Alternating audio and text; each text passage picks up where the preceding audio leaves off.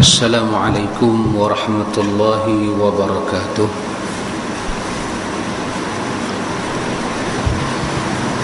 الحمد لله رب العالمين، والصلاة والسلام على أشرف الأنبياء والمرسلين نبينا محمد وعلى آله وصحبه أجمعين. اللهم آت نفسي تقواها وزكيها أنت خير من زكاها أنت وليها ومولاها. آمين. أما بعد. Alhamdulillah ikhwatul iman, summa alhamdulillah. Lagi sekali ikhwatul iman, kita berada dalam majlis ta'lim, alhamdulillah. Ikhwan, pada waktu duha yang berkat ini, di samping kita melakukan sunat duha, kita juga mengadakan tazkirah pada waktu duha. Ada sebahagian orang mereka menyangkakan bahawa sembahyang sunat isyraq lain, sembahyang sunat duha lain, maka menyebabkan mereka melakukan 2 rakaat isyraq dan menjelang 8 ke atas 9 pagi mereka melakukan sembahyang sunat duha. Wallahu ta'ala alam. Tapi sebahagian para ulama menyatakan maksud daripada isyraq adalah duha. Artinya sudah cukup dengan kita melakukan sunat duha, tak payah lagi kita buat sunat isyraq, kerana waktu duha dia mewakili semua. Pasal itu Nabi SAW ajak kita pada waktu duha kita sembahyang hari raya. Sesiapa yang melakukan sembahyang raya pada waktu duha, maka sudah tidak ada salat duha lagi, kerana telah dilakukan sembahyang hari raya pada waktu duha.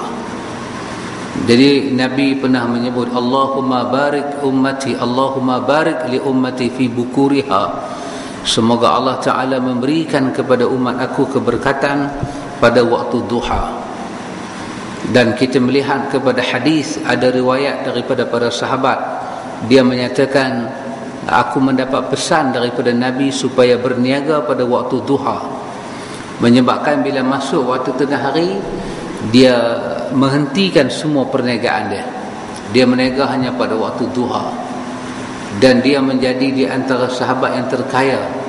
Kata dia, kerana aku berniaga pada waktu yang Nabi doakan dengan keberkatan, dan aku tidak akan berniaga pada waktu-waktu yang lain, kerana Nabi pernah menyebut Allahumma barik li ummati fi bukuriha. Ya Allah, berkatilah umat aku pada sebelah paginya, yakni pada sebelah waktu duha. Jadi ikhwatul iman, alhamdulillah. Dan Nabi juga banyak memberi pelajaran dan peringatan kepada para sahabat pada waktu duha. Ikhwatul iman, Abdullah bin Mas'ud menceritakan kepada kita, sahabat Nabi yang bernama Abdullah bin Mas'ud, dia menceritakan kepada kita, dia kata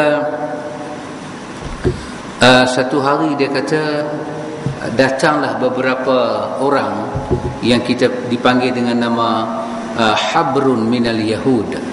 Habrun minal Yahud, beberapa orang pendeta daripada orang Yahudi.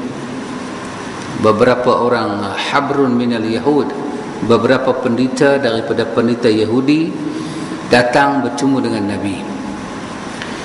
Mereka jumpa Nabi, mereka kata, wahai Muhammad. Kadang-kadang mereka menyatakan wahai Abu Qasim, sama ada mereka sebut ya Muhammad ataupun ya Aba Qasim. Mereka katakan, Inna Allah Ta'ala yumsiku samawati yawmal qiyamah ala isba'i wal ardina ala isba'i wal jibala wal syajara ala isba'. Mereka katakan, wahai Muhammad, wahai Abu Qasim, sesungguhnya Allah Subhanahu wa Ta'ala ini yumsiku samawati yawmal qiyamah ala asba'. Allah Ta'ala memegang langit, as-samawat, langit. Allah Ta'ala memegang langit-langit pada hari kiamat, dan Allah Ta'ala memegang bumi pada hari kiamat hanya dengan satu jari telunjuk. Hanya dengan satu jari telunjuk. Allah Subhanahu wa Ta'ala memegang bukit, memegang pokok-pokok hanya dengan satu jarinya. Allah Ta'ala memegang wal ma was-sara 'ala al-isba'. Allah Ta'ala juga memegang segala makhluk-makhluk yang lain, memegang ayam, memegang segala yang memenuhi bumi ini juga dengan satu jarinya. Dan wasairal khalqi ala isba', Allah Ta'ala pegang ke semua makhluk-makhluk ini dengan satu jari dia. Summa yahuzzuhunna, kata peneliti Yahudi ini, Allah Subhanahu wa Ta'ala menguasai kesemuanya ini. Allah Subhanahu wa Ta'ala akan summa yahuzzuhunna, bukit, bukau, langit, pokok, bumi, semua ini Allah Ta'ala akan goncang apabila berlakunya hari kiamat, pun dengan satu jari yang Allah Ta'ala miliki. Dan Allah Ta'ala berfirman pada hari itu, Anal Malik, Anal Malik, akulah raja, akulah yang berkuasa, akulah yang sangat mampu. Kisah ini kata Abdullah bin Mas'ud diceritakan oleh seorang habrun minal Yahud, penita daripada Yahudi kepada Nabi. Abdullah bin Mas'ud kata, fadhahika Rasulullah sallallahu alaihi wasallam. Nabi dengar Yahudi ni cerita, Nabi gelak. Fadhahika, Nabi gelak. Apa Yahudi ni cerita? Yahudi ni kata Allah Subhanahu wa Ta'ala menguasai ke semua makhluk-makhluknya. Allah jaga ke semua makhluknya, sampai pada peringkat Allah Ta'ala akan rosakkan makhluknya. Tuhan tak payah susah payah mana, Tuhan hanya menggunakan satu jari dia sahaja. Satu jari dia sahaja. Dan Allah Ta'ala berfirman, Anal Malik, Anal Malik, akulah yang berkuasa, akulah yang berkuasa. Nabi bila dengar Yahudi ni cerita lagu ni, fadhahika Rasulullah, Nabi tersenyum. Kenapa Nabi tersenyum? Ta'ajjuban mimma qala al-habru tasdiqan lahu. Kerana Nabi merasa takjub, macam mana Yahudi ni boleh tahu kisah yang macam ni. Dan senyuman Nabi itu sebagai takrir, mengiyakan berita yang disampaikan oleh Yahudi itu. Artinya di antara isyarat yang ada dalam hadis ini, nak bagi tahu kata di antara sifat-sifat yang Allah Ta'ala miliki, Allah juga memiliki jari jemari. Allah ada jari jemari. Banyak hadis sabit daripada riwayat Imam Muslim, daripada Abdullah bin Amr bin Al-As, ketika Nabi ajak doa, Ya musarrifal qulub, sarrif qalbi ala dinik, Ya muqallibal qulub, sabbit qalbi ala dinik. Sebelum Nabi ajak doa ni, Nabi juga menyatakan bahawa semua hati-hati manusia berada di atas ujung jari Allah Ta'ala. Allah jaga hati manusia ni, dia semua hati-hati makhluk dia berada di atas ujung jari Allah Ta'ala. Dan berdoalah kita kepada Allah dengan doa, Ya muqallibal qulub, sabbit qalbi ala dinik, ataupun Ya musarrifal qulub, sarrif qalbi ala dinik. Hadis ini adalah hadis Imam Muslim. menunjukkan kemampuan Allah Ta'ala, kehebatan Allah Ta'ala itu sangat dahsyat. Dan ahlu sunnah wal jamaah mengisbatkan daripada hadis yang macam ni, Allah Ta'ala memiliki jari. Tapi janganlah kita tengok jari jemari kita ada kuku, ada kulit, ada bulu rumah, ada darah, ada daging. Tidak. Laisa kamitslihi syai'un. Sangat tidak sama apa yang Allah Ta'ala miliki, dan kita nak tandingkan dengan apa yang kita ada sangat tidak layak. Lam yalid walam yulad walam yakul lahu kufuwan ahad. Walam yakul lahu kufuwan ahad. Tidak ada satu kufu pun yang boleh dijadikan kufu bagi Allah Ta'ala yang sangat esa dan tunggal itu. Allah Ta'ala itu wahdah la syarikalah. Dia esa, dia tunggal dan tidak ada sekutu baginya. Maka tidak layaklah kita buat perbandingan. Kalau kita ada jari, Tuhan ada jari, macam mana ni? Itu tidak layak. Kita memakai akidah ahlu sunnah wal jamaah. Kemudian ikhwatul iman, Nabi kita Muhammad sallallahu alaihi wasallam setelah mendengar pendeta Yahudi ini berkata demikian, bahawa Allah Ta'ala itu memegang langit, bumi, jibal, pokok-pokok, bukit-bukit, pokok-pokok, segala ayak, segala makhluk. Allah Ta'ala akan goncang dan rosakkan kesemuanya dengan hanya menggunakan satu jari. Dan Allah berfirman, Anal Malik, Anal Malik, akulah raja, akulah raja. Nabi tersenyum dengan apa yang disampaikan oleh Yahudi ini. Nabi tersenyum sebagai takrir, membenarkan. Kemudian Nabi membaca ayat 67 daripada surah Az-Zumar. Nabi baca ayat 67 daripada surah Az-Zumar. Di dalam ayat 67 daripada surah Az-Zumar, Allah Ta'ala berfirman, وَمَا قَدَرُ اللَّهَ حَقَّ قَدْرِهِ وَالْأَرْضُ جَمِيعًا قَبَضْتُهُ يَوْمَ الْقِيَامَةِ وَالسَّمَاوَاتُ مَطْوِيَّاتٌ بِيَمِينِهِ سُبْحَانَهُ وَتَعَالَى عَمَّا يُشْرِكُونَ. Nabi baca ayat ini.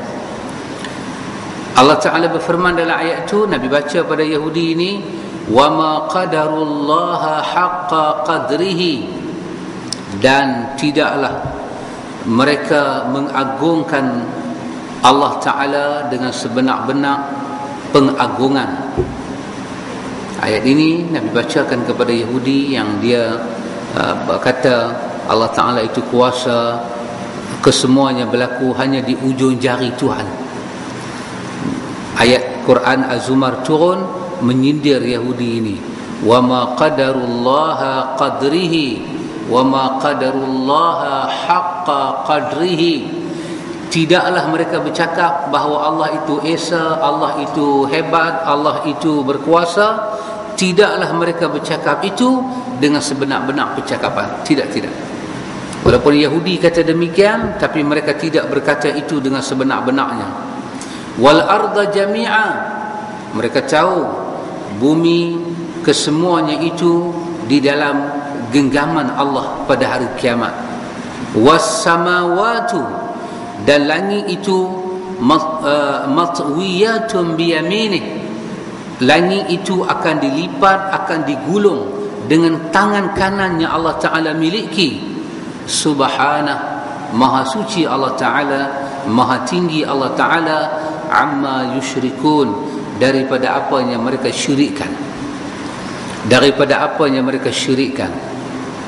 Artinya ikhwatul iman, dalam ayat Al-Quran ini 67 daripada surah Az-Zumar, Allah Ta'ala menempelak orang-orang Yahudi yang mereka menyatakan Allah Ta'ala itu memiliki kekuasaan, kemampuan, tapi Allah katakan itu semua mereka cakap bukan datang daripada hati mereka. Artinya Yahudi ini satu kaum yang mereka mengaku kebenaran, tapi hati mereka tidak tunduk pada kebenaran. Apa yang Yahudi itu kata, Nabi benarkan dalam bentuk Nabi senyum tadi. Betul Nabi kata apa yang dia sebut. Bahkan kita ada hadis yang lain daripada Aisyah radhiyallahu anha. Tengah Aisyah duduk dalam rumah, tiba-tiba Aisyah diziarahi oleh dua wanita Yahudi yang berjilbab, dua wanita Yahudi yang menutup aurat masuk dalam rumah Aisyah. Tiba-tiba mereka keluar, Nabi balik, Nabi tengok muka Aisyah berubah. Nabi kata pada Aisyah radhiyallahu anha, Nabi kata, Aisyah, apa ini? Kenapa muka kamu berubah? Kata Aisyah, tadi ada dua perempuan Yahudi masuk dan mereka bercakap sesuatu yang aku tak pernah dengar, ya Rasulullah. Nabi kata apa? Kata Aisyah, dua perempuan Yahudi itu kata, sesungguhnya mayat-mayat yang berada di dalam kubur itu mereka diazab oleh Allah Ta'ala. Aisyah kata, aku tak pernah dengar benda ni. Tiba-tiba Nabi SAW menyatakan, benarlah dua perempuan Yahudi itu. Aisyah kata, sejak Nabi membenarkan perkataan dua perempuan Yahudi itu, Nabi tak pernah meninggalkan doa ini. Allahumma inni a'udzubika min azabi jahannam wa min azabil qabri. Sejak Nabi membenarkan apa yang perempuan Yahudi itu kata, Nabi tak pernah tinggal doa ini. Allahumma inni a'udzubika min azabi jahannam wa min azabil qabri fi kulli salah. Nabi baca doa ini dalam semua sembahyang fardu dia sebelum dia memberi salam ke sebelah kanan dan kiri, meminta, ya Allah, aku berlindung kepada engkau daripada azab neraka Jahannam dan daripada siksa yang ada di dalam kubur. Nabi membenarkan apa yang perempuan Yahudi itu sebut, tetapi Nabi menyatakan, lagi-lagi mereka ini kaum yang bercakap kebenaran tapi mereka tidak tunduk kepada kebenaran itu. Ini satu pelajaran yang kita dapat, ikhwatul iman, dalam hadis ini. Satu pelajaran. Pelajaran yang lagi kita dapat daripada hadis ini, ikhwatul iman, bahawa dalam ayat 67 Az-Zumar ini pula menyatakan bahawa was-samawatu matwiyatun biyaminih. Allah Ta'ala akan melipat langit-langit ini dengan tangan sebelah kanannya pula. Tadi hadis menyebut tentang Allah memiliki jari. Sekarang ayat Quran menyebut Allah Ta'ala memiliki tangan yang sebelah kanan. Ini adalah sifat akidah, kita belajar tauhid. Allah menceritakan tentang diri Allah sendiri, maka selayaknya lah kita sifat Allah dengan apa yang Allah sifatkan diri dia. Maka kita tak perlu menyamakan tangan kanan Tuhan dengan tangan kanan kita, tak perlu. Ini satu perbandingan yang buruk, satu perbandingan yang qabih, satu perbandingan yang tidak benar. Allah bercerita tentang dirinya, sepatutnya kita wal imanu bihi wajib wa su'alu anhu bid'ah wal kaifiyatu majhul. Kita mengambil pesanan Imam Malik, beriman dengan ayat seperti ini adalah wajib. Memberi soalan, mungkinkah Tuhan ada tangan, mungkinkah Tuhan ada jari jemari, memberi soalan seperti itu, kita dapat hukum dosa bid'ah. Dan kaifiat tangan Tuhan, jari Tuhan majhul, tidak Allah Ta'ala bagi tahu. Dia hanya bagi tahu dia ada jari, dia ada tangan, majhul, tidak dinyatakan. Bagaimana jari dan bagaimana tangan kanan Tuhan tidak dinyatakan. Maka kita hanya beriman kepada Allah Subhanahu wa Ta'ala. Ini di antara kemampuan yang Allah Ta'ala miliki. Tak susah bagi Allah Ta'ala untuk menghancurkan bumi ini, tidak susah. Tidak susah bagi Allah Ta'ala untuk menjadikan. Dalam surah Yasin Allah ceritakan tentang وَضَرَبَ لَنَا مَثَلًا وَنَسِيَ خَلْقَهُ قَالَ مَنْ يُحْيِي الْعِظَامَ وَهِيَ رَمِيمٌ. Mereka memberi contoh kepada kami, bagaimanakah tulang belulang yang telah hancur di dalam tanah itu. Orang itu mati ditanam lama dah, puluh ribu tahun baru berlaku kiamat. Isi pun dah habis, tulang belulang pun dah hancur. Mungkinkah tulang belulang ini dibangkit dan dicentum semula akan jadi manusia balik? Wa daraba lana mathalan. Mereka memberi contoh kepada kami. Mereka wa nasiya khalqah, dengan mereka melupakan bagaimana dahulunya Allah Ta'ala menjadikan mereka dalam keadaan tidak ada contoh. Tak ada contoh. Tuhan buat manusia ni tak ada contoh. Tuhan boleh buat. Kemudian setelah ada contoh, Tuhan matikan manusia. Sukarkah bagi Tuhan nak menghidupkan balik barang yang telah dia wujudkan dahulu? Kata Allah Ta'ala, qala man yuhyil 'izam wa hiya ramim. Mereka bertanya, izam, tulang belulang yang telah hancur ini, siapakah yang akan menghidupnya balik? Qul yuhyiha alladhi ansha'aha awwala marrah. Katakanlah, yang akan menghidupkan tulang belulang ini adalah Tuhan yang sangat mampu, yang telah menciptakan mereka pada kejadian yang awal-awal dahulu. Jadi artinya ikhwan, tidak ada susah bagi Tuhan. Nak buat tsunami ke, nak buat gempa bumi ke, tidak ada susah. Wallahu ta'ala alam. Kita tengok di dalam internet ada gambar bumi Yaman. Dalam seminggu dua ni ada gambar bumi Yaman. Di Yaman itu ada kawasan tanah lapang macam ni. Tiba-tiba masuk pada tengah hari itu, kawasan itu berasap daripada bumi naik asap. Maka pihak berkuasa negeri Yaman, mereka pergi gali tempat yang berasap. Mereka gali tak sampai pun dalam satu kaki, tak sampai.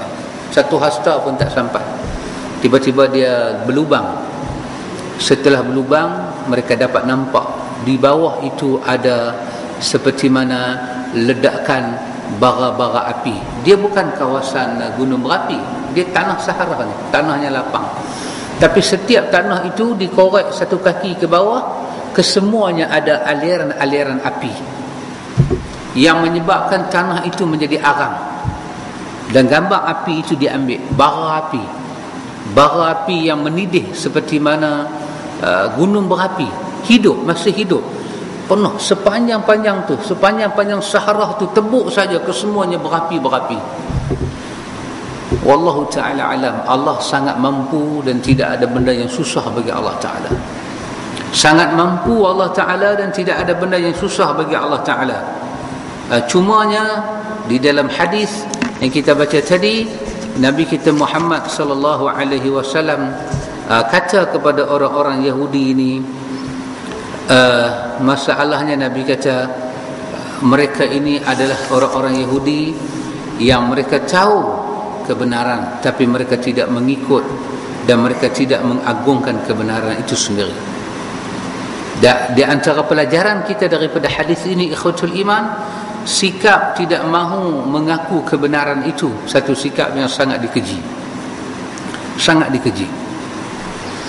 Karena itu di dalam hadis yang diriwayatkan daripada Abdullah bin Mas'ud juga, riwayat Imam Muslim, Nabi menyebut tentang sifat tak akan menyebabkan kita, sifat yang menjadi penghalang kita daripada masuk ke syurga Allah. Nabi kata, la yadkhulul jannata man kana fi qalbihi mithqalu dzarrah min kibr. Tidak akan masuk ke dalam syurga orang yang di dalam hatinya ada seberat zarah perasaan sombong. Orang yang seberat zarah, bukan sekecil zarah, seberat zarah. Jadi orang Arab bila dengar kalimah ni, orang Arab pening kepala orang Arab. Kerana Nabi kata mithqalu dzarrah, seberat zarah. Macam mana nak timbang zarah ni, nak tahu dia berat ke dia ringan? Sebab barang tak nampak. Zarah ni barang tak nampak. Macam mana nak timbang zarah ni? Nak timbang zarah ni macam mana? Tak boleh timbang. Tapi Nabi menyebut mithqalu dzarratin, mithqalu dzarratin. Nabi kata seberat zarah. Zarah ni tak boleh timbang. Kalau timbanglah, jarum yang menunjuk kepada angka gram tu tak berjalan. Sebab dia hampir benda kosong. Tapi Nabi kata seberat zarah itu, kalau wujud dalam hati kamu sombong, ditutup pintu syurga. Ditutup pintu syurga. Menyebabkan sahabat tanya, sahabat takut, dia tanya, ya Rasulullah, kami ni ada duit sikit, kami beli baju baru, kami beli kasut baru, kami yang pakai benda baru ni masuk tak dalam sombong? Masuk tak dalam sombong? Kerana takutnya para sahabat, mereka bertanya. Nabi kata pada sahabat, Nabi kata innallaha jamilun yuhibbul jamal. Allah Ta'ala itu cantik dan dia sukakan kecantikan, itu tak masuk. Pakai baju baru, kereta baru, rumah besar, itu tak masuk dalam sombong. Tak masuk. Allah suka itu. Tapi sombong apa? Nabi kata batarul haqqi wa ghamtun nas. Batarul haqqi wa ghamtun nas. Menolak kebenaran dan menghina manusia. Ini adalah sombong. Ini adalah sifat yang Allah Subhanahu wa taala tidak suka, ikhwan, dan ini telah menjadi daging darah kepada orang-orang Yahudi. Dan Allah tidak menerima sifat sombong ini.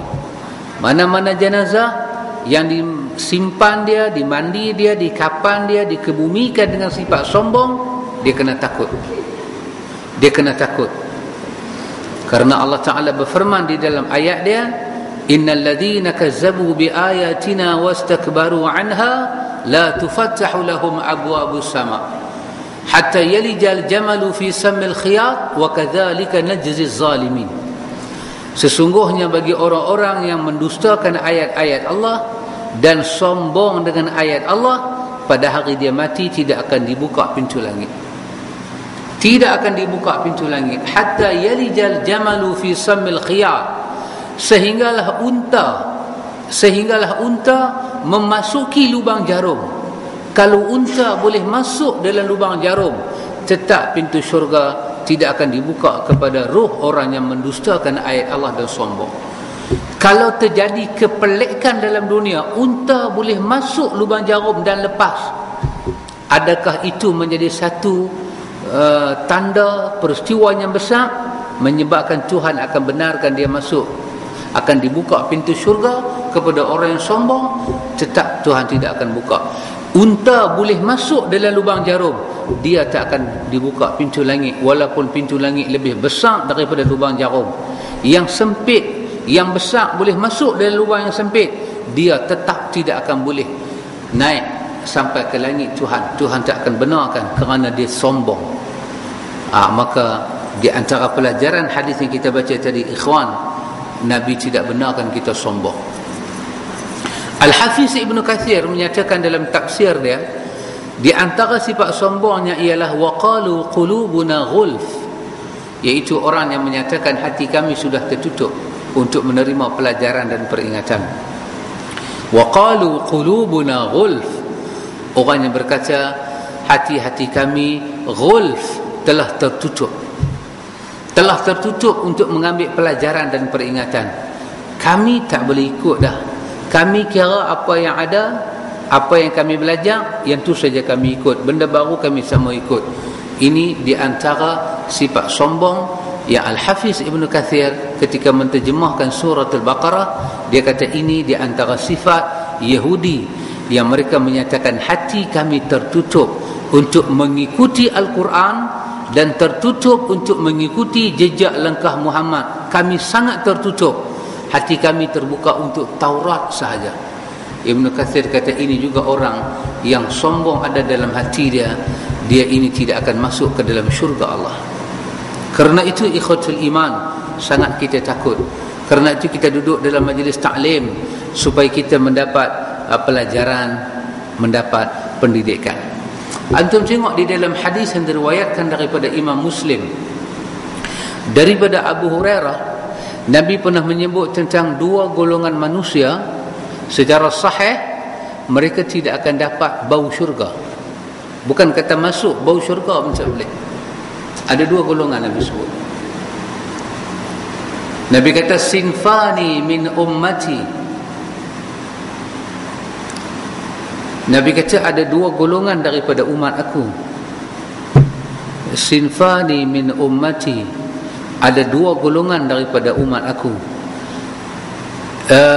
Lam arahuma, Nabi kata mereka ini tidak wujud di zaman aku, tapi mereka akan wujud selepas daripada aku mati. Ini daripada mukjizat. Nabi boleh menceritakan benda yang tak ada zaman dia. Ini daripada mukjizat. Hadza min mu'jizatin nubuwah, ini daripada mukjizat nubuwah. Nabi kata ada dua golongan daripada umat aku, mereka adalah penghuni neraka. Mereka adalah penghuni neraka.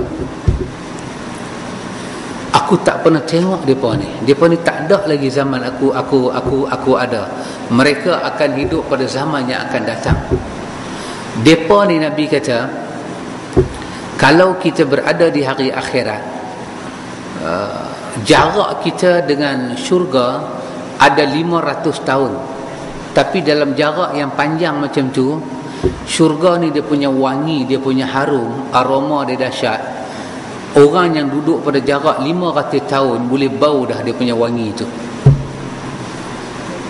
Wangi syurga, harum syurga tu, dalam hadis Imam Muslim daripada Atta, dia menyebut tentang orang yang bau syurga ni, dia tak boleh tahan sampai dia minta kepada Allah Ta'ala, dia nak masuk dalam syurga, dia nak tengok syurga.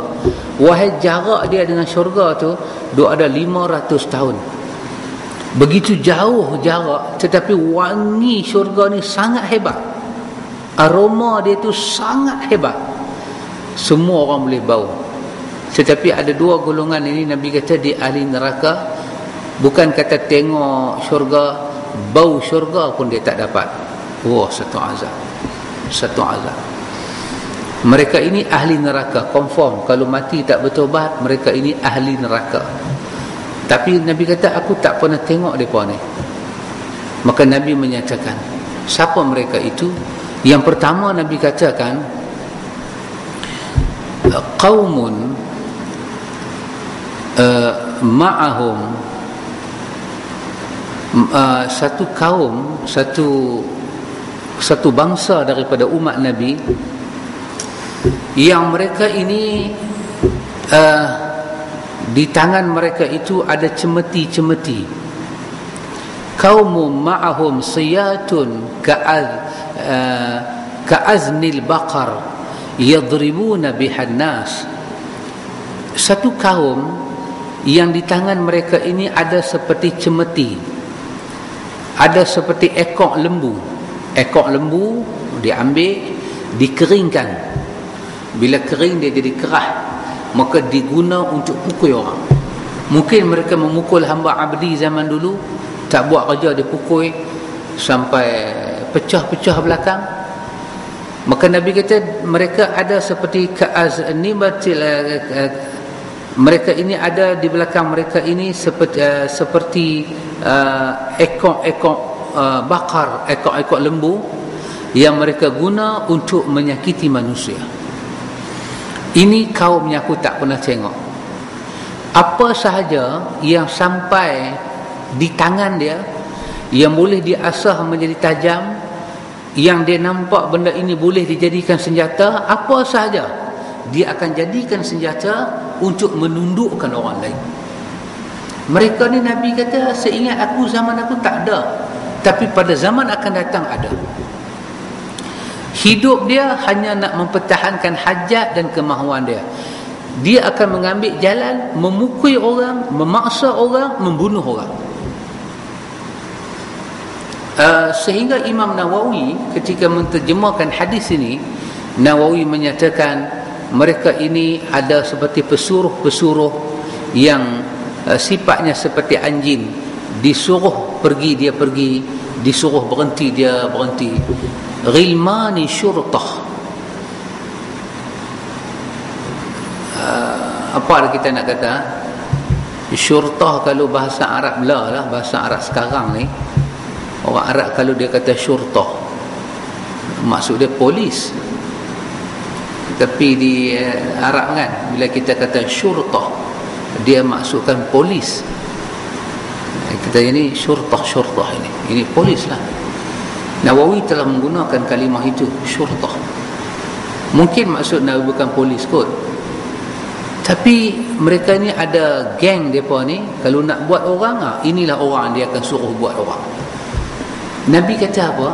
Mereka ini ahli neraka. Kerja mereka menyakiti orang saja.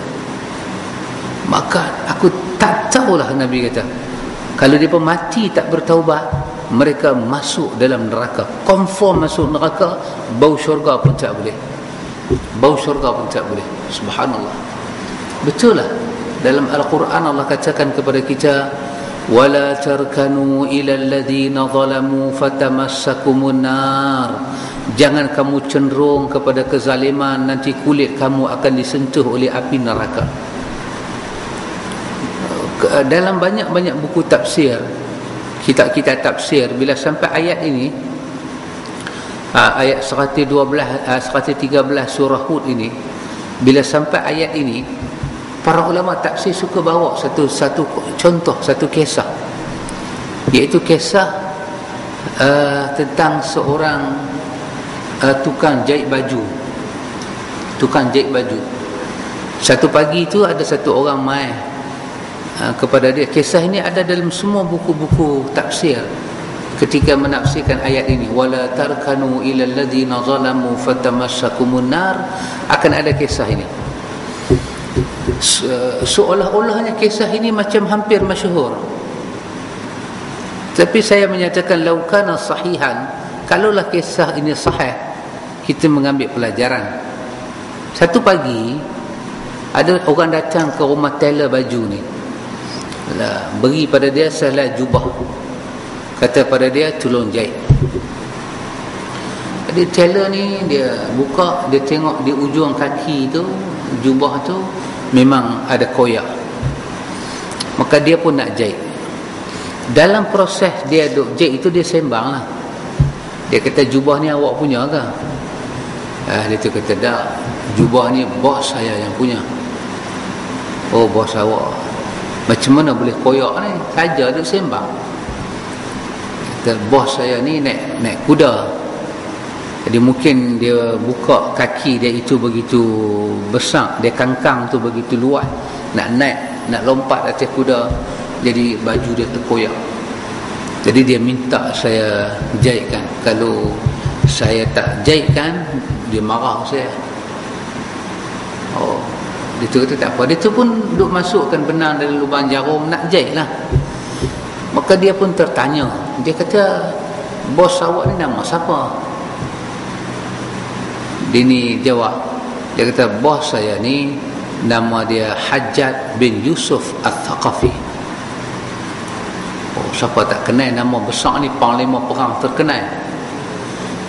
Dengar aja nama tu, baju yang dia nak jahit ni kepunyaan orang ini, maka dia terus tarik benang itu bagi putus. Dia kata, aku serah balik baju ni kepada hang. Dia kata, jangan buat macam ni, awak dah nak jahit dah, nanti saya balik, bos tengok jubah tak jahit lagi, dengan saya dengan awak dua-dua dia nanti pancung. Apa kata tailor ini? Dia kata, saya mendengar Allah Ta'ala berfirman dalam Al-Quran, wala tarkanu ila alladhina zalamu fatamassakumun nar. Ayat ini menyatakan, jangan kamu cenderung kepada orang zalim. Ayat ini tidak menyatakan jangan kamu jadi orang zalim, tapi dia menyatakan jangan cenderung kepada orang zalim. Bermakna kita tak zalim, jangan kita cenderung. Cenderung ini memberi hati, memberi pertolongan, mengiyakan, tidak menegur kezaliman dia. Itu maksud dia jangan cenderung. Ayat ini bukan menyatakan jangan kamu jadi orang zalim. Ayat ini melarang kita cenderung. Kalau cenderung pun dilarang, apatah lagi jadi si zalim. Maka saya takut kalau saya jahit kaki jubah bos awak yang koyak ini, saya dianggap cenderung kepada yang zalim, kerana bos awak ni memang terkenal dengan kezaliman. Awak hantarlah pada tailor yang lain. Saya tak ingin jahit kerana saya takut pada ayat jangan memberi pertolongan langsung kepada orang yang zalim, nanti disambar kulit kamu oleh api neraka. Subhanallah, ikhwan. Jadi banyak kitab-kitab tafsir ketika bercakap ayat ni, kisah ini mereka tidak lupa menghuraikan, seolah-olah kisah ni macam sahih. Para ulama kata laukana sahihan, kalau kisah ini sahih, maka hak zalim tu tahu dah nak masuk neraka. Yang cenderung ini pun kena berhati-hati, nanti fatamassakumun nar, kamu akan disambang oleh api neraka. Maka Nabi sebut, inilah orang yang zalim, mempertahankan hajat dia dengan kezaliman.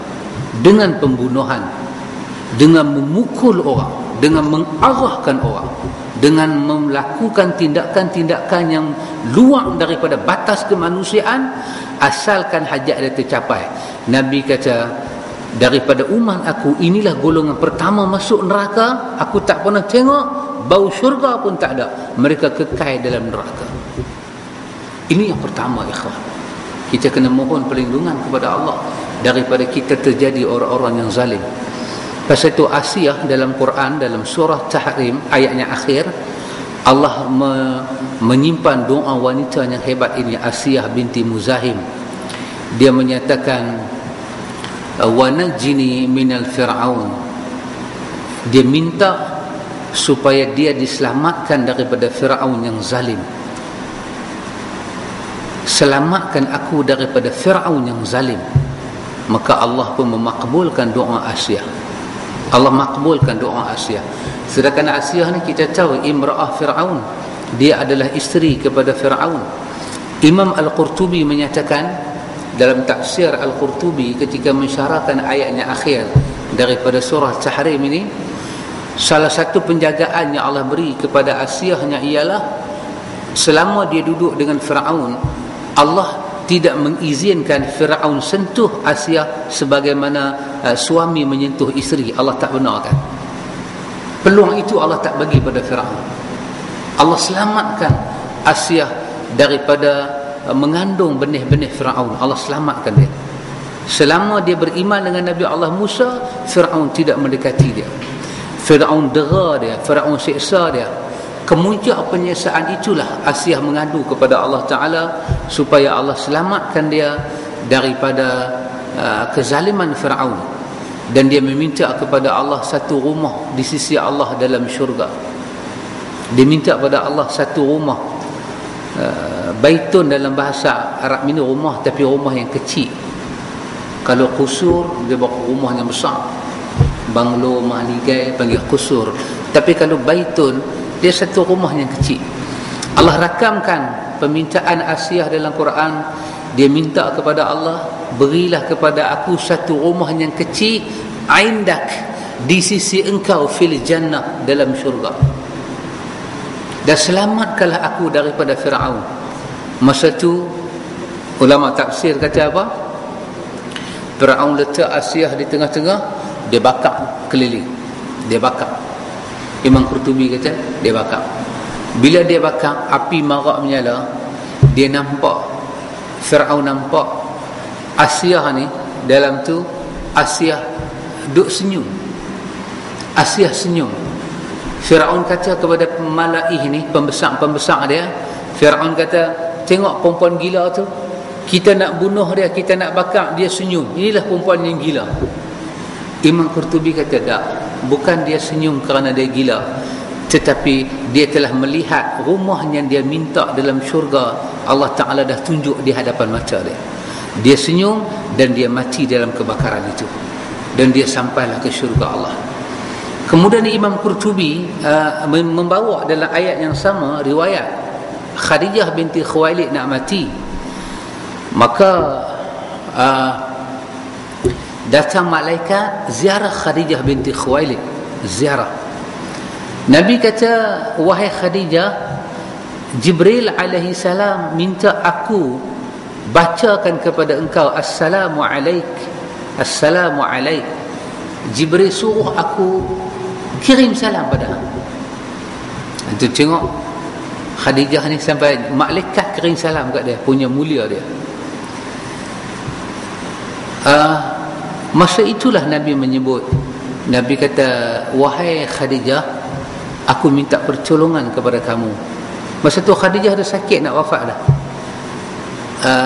Sampaikan salam aku kepada Asiyah binti Muzahim, sampaikan salam aku kepada Maryam binti Imran, dan sampaikanlah salam aku kepada Halimah ataupun Kalimah. Khadijah masa itu sakit nak wafat. Khadijah tanya Nabi, dan ini ada dalam tafsir Qurtubi. Khadijah kata, ya Rasulullah, man hunna? Dengan suara serak-serak basah, siapa nama-nama yang kau sebut? Aku tak pernah dengar. Nabi kata Asiyah binti Muzahim adalah isteri kepada Fir'aun. Ya Allah selamatkan dia daripada kezaliman Fir'aun. Maryam binti Imran adalah ibu kepada Nabi Allah Isa alaihi salam. Halimah ataupun Kalimah binti Imran ini adalah kakak kepada Nabi Allah Musa alaihi salam. Bila Musa dibuang di dalam bakul yang masuk ke sungai Nil, kakak dialah yang mengintai ke mana bakul itu masuk, dan dialah yang mencadangkan kepada Fir'aun supaya adik dia disusukan oleh mak dia. Jadi jasa kakak ini besar. Para ulama khilaf nama dia Halimah ataupun Kalimah. Halimah ataupun Kalimah, tetapi kedua-duanya mengandungi makna yang baik.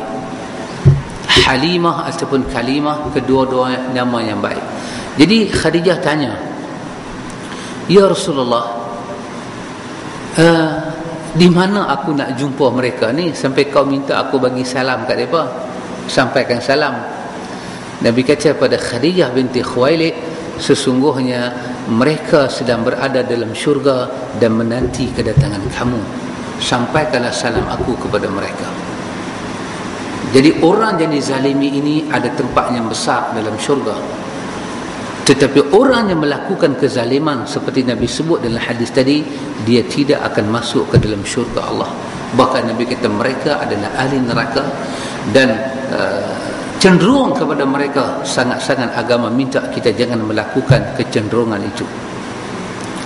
Yang kedua, ikhwatul iman, dalam hadis kita baca tadi Nabi sebut tentang ahli neraka yang kedua. Ahli neraka yang kedua ini Nabi sebut, aku tak pernah tengok mereka, tapi mereka ahli neraka. Mereka takkan bau syurga sampailah mereka bertaubat sebelum mereka mati. Siapa dia? Nabi kata nisaun kasiyatun ariyatun mumilatun mailatun ru'usahunna ka'asnimatil bukhtil ma'ilah, iaitu perempuan-perempuan, nisaun, perempuan-perempuan, kasiyatun, yang berpakaian, ariyatun, tetapi bertelanjang, mumilatun ma'ilatun, di apa nama, cara dia berjalan itu, dia memperagakan tubuh badan dia supaya menarik perhatian orang melihat. Dia kasiyatun, dia berpakaian, tetapi ariyatun, tetapi boleh dikatakan macam telanjang. Dia pakai baju macam mana, wallahu ta'ala alam, tidak tahu. Tapi Nabi sebut ini perempuan ahli neraka. Mumilatun ma'ilatun, lenggang-lenggoknya itu, cara berjalan lenggang-lenggoknya itu. Tentulah wanita ni Allah jadikan dia dalam wajahnya asal, gerak-geri dia, lemah lembut dia tak sama dengan lelaki-lelaki. Walaupun banyak di luar sana maknya-maknya yang hak lelaki-lelaki nak jadi perempuan ni banyak sangat. Kalau istilah Kuala Lumpur dia kata sotong-sotong yang duduk di darat, patut sotong duduk di laut. Ni sotong duduk di darat ni. Walaupun dia itu buat operation ke buat apa, tetapi dia tidak akan mendapat anugerah kelembutan seperti wanita. Dia makanlah pil hormon satu kontena pun dia tak dapat. Kenapa? Itu adalah anugerah Allah kepada wanita. Suaranya, gerak-gerinya, kita kata lemah lembutnya, merajuknya, itu membayangkan dia seorang wanita. Tetapi yang ada dalam hadis ini, ma'ilatun mumilatun, dia saja gerak-geri dia, perwatakan dia saja buat untuk menambah hati-hati orang-orang yang bukan mahram dia supaya tengok dia, dan dia mencari perhatian orang-orang itu saja dia ubah. Sampai pada peringkat Nabi kata ru'usahunna ka'asnimatil bukhtil ma'ilah, rambut yang dia ada ni dia tinggikan seperti mana unta. Kita kalau tengok unta, dia ada macam bonggol tempat duduk. Unta memang badan unta macam tu, dia macam bukit. Rambut dia itu, rambut yang ada atas kepala dia itu, ru'us syahunna, ru'us daripada ra'sun, jamak ada ru'us. Kepala dia ini ada rambut, tapi dia buat tinggi seperti bonggol unta untuk menarik perhatian. Kita menyatakan semoga inilah, dalam hadis ini Nabi menyebut semoga ini ada pada wanita-wanita kafir, tidak adalah pada wanita-wanita Islam. Pada muslimah-muslimah tidak adalah. Tapi kalau ada, sangat mendukacitakan, kerana Nabi menyatakan mereka ini adalah penghuni neraka. Ikhwatul iman, dalam hadis yang lain, riwayat daripada Imam Muslim, Nabi menyebut juga tentang wanita yang masuk ke neraka. Seperti Nabi kata, pada malam Mi'raj aku dibawa melihat neraka, tapi dengan jarak yang jauh. Imam Qurtubi ada meriwayatkan satu riwayat, iaitu satu riwayat pada malam Mi'raj, Nabi ditunjuk kepada Nabi satu jalan yang panjang, jauh jalan itu, gelap gulita, tengok saja takut dah. Maka dikatakan kepada Nabi, berapa langkah kau boleh langkah, kau langkahlah. Maka baginda melangkah, satu langkah baginda dah tak boleh langkah, baginda hampir rebah, tak boleh tahan, rasa panas jalan tu. Maka Nabi tanya Jibril, jalan apa ni Jibril? Selangkah saja aku tak boleh pergi dah. Jibril menyatakan, Muhammad, jalan ini sangat panjang, kesudahannya adalah neraka. Jalan ini sangat panjang, kesudahannya adalah neraka. Nabi memohon kepada Allah, Allahumma inni a'udzubika min azabi jahannam. Ya Allah, engkau selamatkanlah aku daripada azab jahannam. Jibril tanya kat Nabi Muhammad, kau tahu tak, sekarang ini kau berada di jalan ini, di kepala jalan ini, kau tahu tak neraka berapa jauh dengan kau? Nabi kata, mungkin neraka itu dekat. Dalam jarak dia, Nabi kata 1 depa, 2 depa, 3 depa. Jibril kata, tak Muhammad, kau dah tak boleh mengangkat kaki, nak langkah tak boleh dah, rasa panas sangat. Kau tahu tak neraka masih berapa jauh dengan kau? Masih ada lagi jarak 500 tahun perjalanan. Kau dah tak boleh melangkah Muhammad. Dan bayangkan orang yang dihumban ke neraka. Ketika itulah Nabi kata, ditunjukkan kepada aku ahli neraka dengan jarak yang begitu jauh. Maka aku melihat ramai di dalam neraka itu adalah wanita-wanita. Wanita-wanita. Bila Nabi menyampaikan hadis ini, menyebabkan wanita yang mendengar bertanya pada Nabi, kenapa jadi macam tu? Maka Nabi pun memberi sifat dengan sifat jahiliyah. Dengan sifat jahiliyah. Wanita yang Nabi tengok ramai dalam neraka itu adalah wanita yang mempunyai sifat jahiliyah. Salah satunya seperti tadi, kasiyatun ariyatun, ma'ilatun, mumilatun, iaitu berpakaian tapi telanjang, jalannya itu dibikin-bikin untuk menarik perhatian orang, supaya orang tengok dia dengan syahwat, orang tengok dia dengan rangsangan saja dia buat. Dan dia pun dressing dengan begitu luar daripada kesopanan, diangkat rambutnya seperti mana bongkol unta, menarik perhatian laki-laki. Itu satu. Yang kedua, Nabi sifatkan lagi, Nabi kata di antara perangai perempuan jahiliah, ini bukan perangai perempuan Islam, perempuan jahiliah, perempuan jahat. Siapa dia? Nabi kata dia tidak pernah berterima kasih dengan setiap pemberian daripada suami dia. Perempuan jahiliah dulu, kalau suami dia berbalik gandum, dia ambil gandum, dia lempak pergi ke tiang. Dia kata benda lain tak boleh balik kah? Gandum. Suami dia berbalik daging, tak berbalik gandum. Dia kata daging nak makan dengan apa? Berbalik gandum, dia kata gandum. Ini Nabi kata di antara perangai perempuan jahiliah, inilah dia. Tidak berterima kasih dengan apa yang suami dia bawa dan tidak pernah bersyukur dengan apa yang dia ada. Maka Nabi pesan kepada muslimat yang hadir dalam sembahyang raya pada satu masa, raya puasa, raya haji, Nabi kata bersedekahlah kamu banyak-banyak kepada Allah. Semoga sedekah itu menjadi dinding di antara kamu dengan neraka, dan janganlah kamu memakai perhiasan wanita-wanita jahiliah. Janganlah kamu memakai perhiasan wanita jahiliah. Jangan kamu tabarrujal jahiliyah. Jangan kamu berpakaian dengan pakaian wanita jahiliyah, dan jangan kamu berperangai seperti mana perangai perempuan jahiliyah. Subhanallah, ikhwatul iman. Kerana itu kita katakan Allah Subhanahu wa ta'ala tadi, dia tidak menyukai orang-orang yang sombong. Dia tak suka orang yang sombong.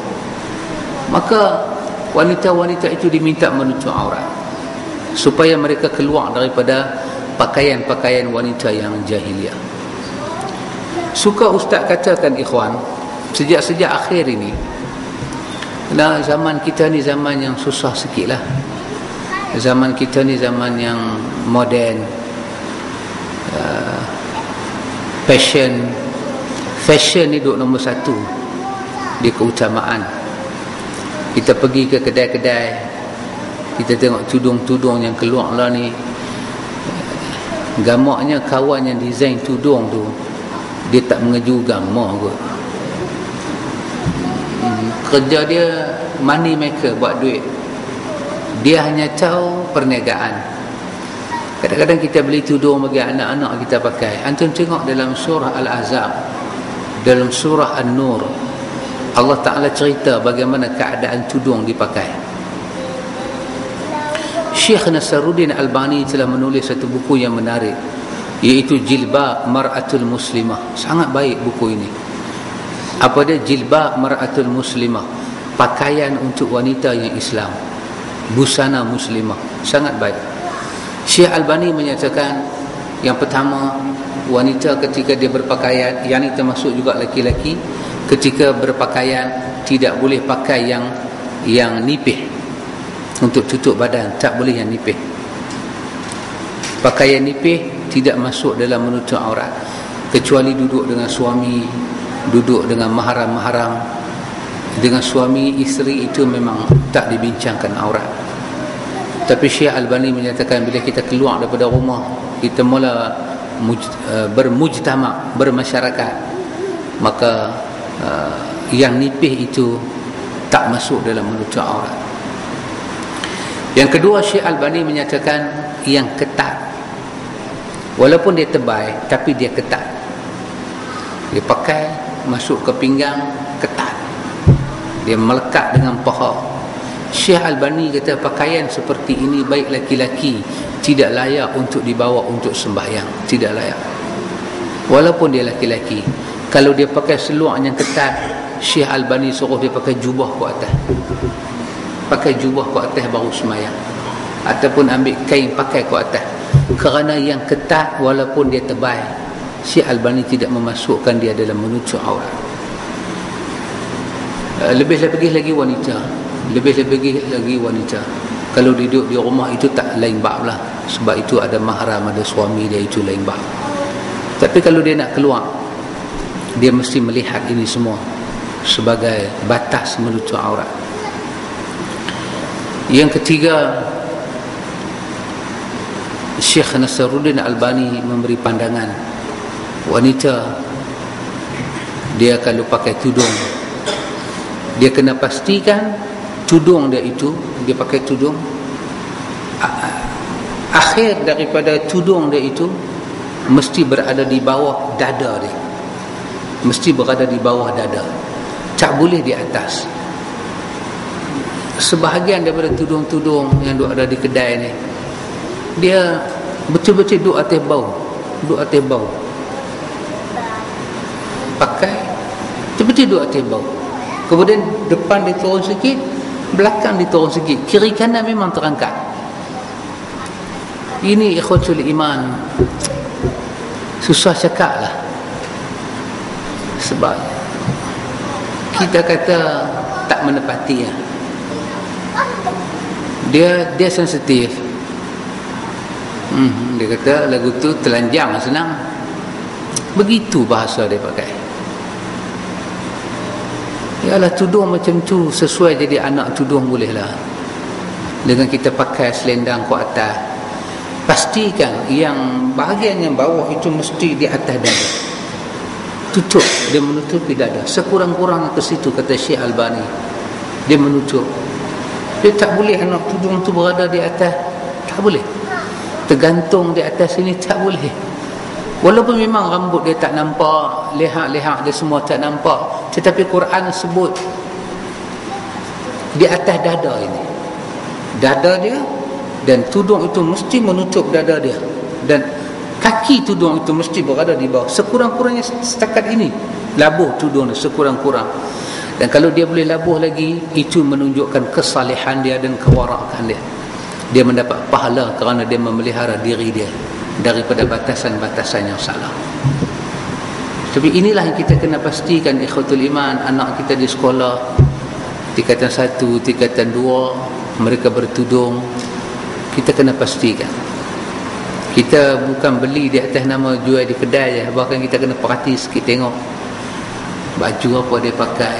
Supaya apa? Supaya anak kita tidak berpakaian seperti pakaian wanita jahiliah. Kita jangan ingat wanita jahiliah ni wanita yang tak bertudung. Dia bertudung. Wanita jahiliah ni bertudung. Memang Arab wanita dia terkenal tutup kepala dah daripada asal. Tetapi bila Islam datang, Islam nak bezakan pakaian-pakaian menutup aurat dengan adat-adat orang Arab pakai. Maka pasal itu dalam An-Nur tadi ini Allah Ta'ala sebut sampai perkataan juyub. Juyub dalam tafsir Ibn Kathir dia kata ai bermakna as-sadr, dada. Labuhkanlah tudung mereka itu sampai ke paras juyub. Juyub Ibn Kathir kata as-sadr, dada.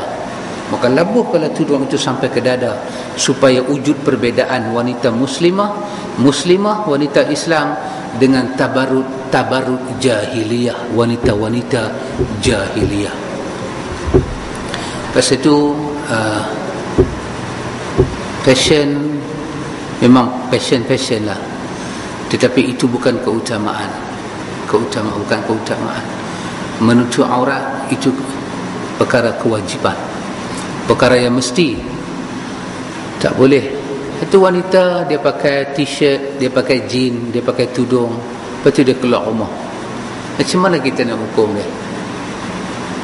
Dia pakai jean, ketat. Ya betul, ketat. Dia pakai t-shirt, tapi dia pakai tudung. Tak tahulah tudung bawai ke temenung ke dia pakai. Dia keluar. Pertama kita tengok dia, kita syukur pada Allah, dia lebih baik daripada wanita lain. Tapi dia tak boleh selama-lamanya macam tu. Dia masih memegang bebanan dosa di hadapan Allah Ta'ala. Tapi kita nak terang kepada dia tu payah. Sebab bapa dia pun rasa tak salah, mak dia pun rasa tak salah. Kadang-kadang pendedahan menutup aurat itu benda yang remeh sangat. Sedangkan menutup aurat itu dalam Islam itu di antara maruah, kehormatan wanita ada pada aurat dia. Dia kena jaga aurat dia. Tak boleh mendedahkan aurat dia. Dalam keadaan-keadaan darurat itu lain bab. Dia sakit, dia kena pergi hospital. Dia sakit, masa tu beberapa kawasan aurat dia terbuka. Agama memahami dia dalam keuzuran. Dia nak bersalin, wanita nak bersalin. Memang di Malaysia ni Ustaz selalu katakan simpati kita pada muslimah kita ni bila nak bersalin. Sebab di Malaysia ni, saya ingat Kelantan sajalah negeri yang mengambil inisiatif wad wanita tempat wanita bersalin itu hanya wanita saja boleh ada, lelaki-lelaki tak boleh ada. Tapi lain daripada sini saya ingat Penang ke Kuala Lumpur ke, tak ada, tidak diberi perhatian. Jadi aurat terbuka. Kadang-kadang doktor pelatih datang dengan tidak menghormati agama dan tidak menghormati hak wanita, mengambil kesempatan. Itu satu bencana yang berlaku. Tapi kita nak buat macam mana? Ini melibatkan kuasa.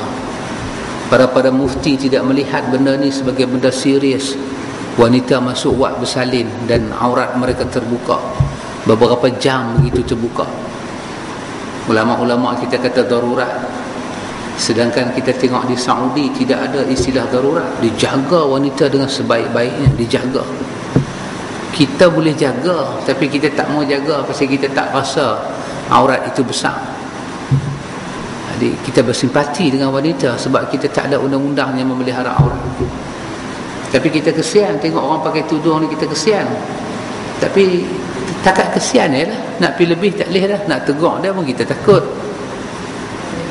Pak dia kata, aku yang bela dia tak kata apa-apa, hang pasal apa? Aku tak kata apa-apa, hang ni pasal apa? Kita pun susah hidup berkampung, bermasyarakat, nak tegur masa muka. Tetapi begitulah ikhwatul iman, kita belajar Nabi tak benarkan kita tabarruj jahiliyah, berpakaian dengan pakaian wanita jahiliyah. Jadi kita pun pesan kat keluarga kita, isteri kita, anak-anak perempuan kita, kakak kita, adik perempuan kita, dalam masalah tutup aurat, ustazah ni bukan model kita. Ustazah bukan model. Kadang-kadang ustazah pun keluar dengan labu ci, labu kunduk semua atas kepala. Ustazah pun dengan mulut merah, lipstick, eyeshadow. Ustazah pun pakai bulu mata palsu. Dah tahu dah bulu mata palsu, pakai juga. Saya katakan dalam hal meminang, dalam mazhab Syafi'i, tak boleh pakai bulu mata palsu masa meminang. Masa meminang, laki-laki kena melihat wajah wanita itu dalam jaraknya asli. Tak boleh ada benda-benda palsu. Dia berkenan kat bulu mata tu. Oh, dia kata lebat bulu mata dia berkenan. Menikah dia tengok bulu mata duduk atas meja. Maka muka saya tu keluar. Rupanya bila dia buang bulu mata tu, jadi serupa Cina sayok jual di market tu, menyebabkan hati dia hilang tawanan. Jadi dia nak pakai, dia pakai, tapi bila orang masuk minang, dia kena tanggalkan, dia kena buang bulu mata palsu tu, dia kena perlihatkan wajah dia yang asal. Kerana itu ustazah yang keluar dalam majalah ke, dalam TV ke, yang tu bukan kita punya model, role model. Tidak. Dalam berpakaian menutup aurat, role model kita adalah isteri para Rasul, Aisyah, Khadijah, Ummu Habibah. Mereka adalah kita punya role model. Mereka lah yang kita ikuti, sangat kita ikuti pakaian mereka, hijab mereka. Mereka dekat dengan rahman Allah, mereka dekat dengan redha Allah dan syurga Allah Ta'ala. Jadi ikhwatul iman, pelajaran yang besar kita dapat dalam kuliah kita ini ialah bahawa sombong itu, menolak kebenaran dan menghina manusia, itu sangat tidak disukai oleh agama. Jadi kita baca tadi ini, kita baca hadis daripada Abdullah bin Mas'ud menceritakan bagaimana Nabi menyatakan bahawa Yahudi itu mereka bercakap benar, tetapi mereka adalah orang yang sombong. Jadi kita tak boleh jadi kaum itu. Kita kena cakap benar, kena terima kebenaran. Lepas itu ada doa Nabi ajar, Allahumma arina haqqa haqqan warzuqna tiba'ah, supaya Allah tunjukkan kepada kita yang benar itu benar, dan Allah merezkikan kepada kita untuk mengikut kebenaran. Bukan dalam bab menutup aurat, dalam semua bab ikhwan, dalam bab akidah kita masih lagi terikat dengan pelajaran akidah. Tuhan tak ada tangan, Tuhan tak ada kaki, Tuhan tak ada mata. Ini pelajaran yang tak betul. Sedangkan Quran menyatakan, hadis menyatakan itu sebahagian daripada sifat-sifat Allah. yang kita tak perlu takwil, kita tak perlu berbincang, hanya kita beriman dengan dia sahaja. Dan tentulah wujud Allah, wujud kita, benda yang tidak pernah sama dan tidak akan sama. Kita tak perlu bimbang benda itu semua. Tapi masih ada pelajaran-pelajaran akidah yang disampaikan yang tidak mengikut manhaj Rasul, yang tidak mengikut cara Rasulullah sallallahu alaihi wasallam. Kesombongan itu menyebabkan insan tidak mau tunduk kepada kebenaran. Yang ini satu daripada musibah, satu daripada alamat-alamat sombong yang kita mesti hindari. Kita mesti hindari, ikhwatul iman. Ikhwatul iman, ada soalankah nak tanya tentang apa yang kita sembangkan tadi? Ada soalankah tentang tajuk kita baca tadi ni?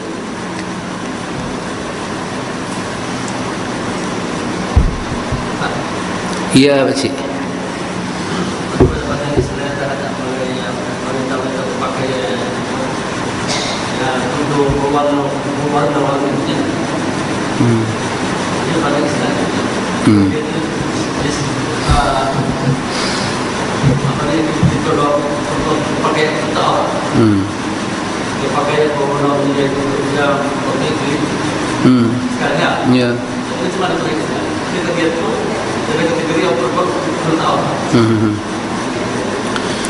Wallahu ta'ala alam, Allah yang maha mengetahui.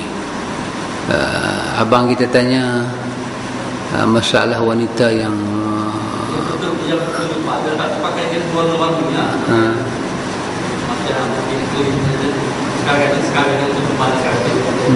pakaian dia tu pada dia tu klik-klik warna-warni lah, cuma ada tali sekali. Ada kerja tu dia letak orang. Wallahu ta'ala alam. Saya katakan pada pandangan saya lah, kerana saya tidak menjawab dari segi pandangan Islam, sebab masih banyak kita tak tahu dalil-dalil dalam agama ni. Nanti tersalah saya jawab seolah-olah Islam yang memberi jawapan yang salah, tapi yang salah tu saya. Jadi saya kata lebih baik pada pandangan saya, pada penglihatan saya katakan bahawa agama meminta dia menutup aurat. Dan menutup aurat, dia memakai tudung dia itu sampai parah dada dia, parah dada. Dan tudung itu tidak yang nipis, dan tudung itu tidak yang ketat, tidak ketat. Ada tudung yang dipakai, macam mana nak buat? Dia pakai tudung sampai tang belakang ni, dia macam dia ikat, dia selak dengan macam apa panggil, macam dia pakai tudung, tapi bila kat belakang ni macam dia bopin tak? Macam dia sehingga nak cerita tak reti, tapi nak tunjuk tu boleh lah. Banyak perempuan-perempuan pakai macam tu. Dia pakai tudung, cuma kat belakang ni dia macam bubuh fashion ke tu, macam pin dia bubuh, macam satu kelosang dia bubuh, menyebabkan dia jadi rat. Maka ini satu daripada benda yang tak boleh. Dia tak boleh buat lagu tu. Itu bermakna dia telah mengetatkan. Dia boleh bubuh pin di sini, di kawasan ini, sebab tak bagi kain tu lari. Tapi bila dia selak pin di bawah leher ni, di atas kain tu dah jadi macam tu, dia menampakkan elok. Dia jangan bubuh pin apa di sini, dia biar tudung dia sampai ke bawah. Dia boleh mematuhi itu. Maka kita telah namakan dia sebagai wanita yang menutup aurat. Tudung dia itu berwarna-warni. Selagi mana dia boleh kawal warna-warna yang tidak menampakkan dia ini seorang yang menarik perhatian orang, maka wanita boleh pakai apa-apa warna yang dia suka, yang warna itu tidaklah kita kata sebagai warna yang menarik perhatian orang pada dia. Walaupun satu tudung tu ada 2-3 color, dia boleh pakai, itu tidak menjadi masalah. Selagi mana dia panggil kontrol warna, dan tudung dia itu seperti mana yang agama maksudkan, sampai ke bawah dada dia, tidak ketat, tidak nipih, memelihara aurat dia, silakanlah. Itu pada pandangan saya lah.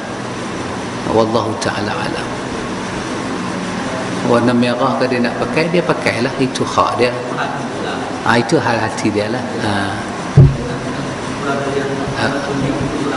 Pada dia. Tapi ada warna bila dia pakai, kita tengok pun kita tahu dia ni satu macamnya color pakai. Kita tengok tu kita dah kan, seolah-olah macam dia menarik orang. Warna-warna seperti itu dia hindari. Dia nak sulam warna biru, warna merah, warna putih. Pada satu, memang tujuan nak pakai itu nak melahirkan kecantikan, tapi kecantikan yang agama benarkan. Agama benarkan, maka pandai-pandailah dia bawa diri dia. Kerana agama menyatakan kain yang paling baik wanita pakai adalah kain sutra. Ini baik wanita pakai. Memang sutra ini kain dia halus, cantik. Tak ada sutranya huduh, sutra ni cantik. Dan laki-laki tak dibenarkan pakai sutra. Dan dikatakan juga kepada wanita, perhiasan yang paling baik dia pakai adalah emas. Kekuningan emas itu dengan dia itu sebagai wanita sangat mengangkat kejelitaan wanita. Maka agama benarkan. Bukanlah wanita ni tak boleh bercantik-cantik, boleh. Tapi agama minta berada dalam kawasan kewarasan. Dia nak pakai cincin, dia pakai satu jari. Jari anak, jari apa? Orang utara panggil jari maneh. Pasal jari ni duk pakai cincin. Dia nak pakai satu cincin tang sini, satu cincin belah sini, agama benarkan. Tapi kalau lima jari dia bawa cincin, balik ni 5, balik ni 5, dah 10. Yang ni nampak sangat macam tak berapa waras lah. Nampak sangat. Dia nak pakai rantai, dia pakai satu rantai, pakai. Tapi kalau dia pakai rantai sampai nak angkat leher pun tak boleh, duduk lagu tu ya. Kata, kenapa makcik berat sangat rantai ni? Nampak makcik tak berapa betul lah ni. Ya, memang dia boleh pakai gelang. Dia boleh pakai gelang tangan, dia boleh pakai gelang kaki, dia pakai ya. Dia boleh pakai subang. Memang itu perhiasan dia. Kita yang tak boleh pakai. Memang semua ini tujuan untuk menonjolkan wanita itu. Tetapi agama juga suruh dia jaga diri. Wanita, perhiasan dia pakai cincin. Cincin yang agak nipis dengan cincin yang agak tebal. Dia pakai, yang mana lebih buat mata orang fokus kepada dia dan berbicara tentang apa yang dia ada. Maka pakai, bukan tak pakai. Tetapi apa yang paling kurang dia punya risiko itu pakai. Di rumah nak pakai penuh muka apa emas, pakai bila. Di rumah dia ada bedak emas, lomok lah satu muka pun. Tapi kalau keluar tu tak salah. Hati-hatilah. Itu semua agama tidak bantah. Silakan. Dia nak pakai seluar, dia nak pakai apa, dia boleh pakai. Tapi dia jagalah. Dia pakai seluar jeans sekalipun, dia pakai jubah, dia pakai cantik-cantik, dia memelihara aurat-aurat dia, silakan. Bukanlah agama membantah dengan total. Cuma dia jagalah. Diri dia tu dia jagalah elok. Wallahu ta'ala a'lam. Alhamdulillah ikhwatul iman. Kuliah ni dia tak boleh panjang-panjang. Ni pun dah panjang dah. Sebab kuliah ni makin dia panjang, makin dia tak boleh faham. Dia kalau boleh kuliah ni habis lama 2 minit, paling bagus. Start seminit, tutup seminit, 2 minit, cukup dah. Semoga Allah Subhanahu wa taala memberi kepada kita kepahaman ilmu dan Allah taala memberi kepada kita hidayah ikhwatul iman. Semoga Allah merahmati kita dunia sampai akhirat. Subhanakallahumma wa bihamdika asyhadu an la ilaha illa anta astaghfiruka wa atubu ilaik. Allahumma rabbana atina min ladunka rahmah wa hayyi lana min amrina rashada. Wassallallahu ala nabi Muhammad walhamdulillahi rabbil alamin.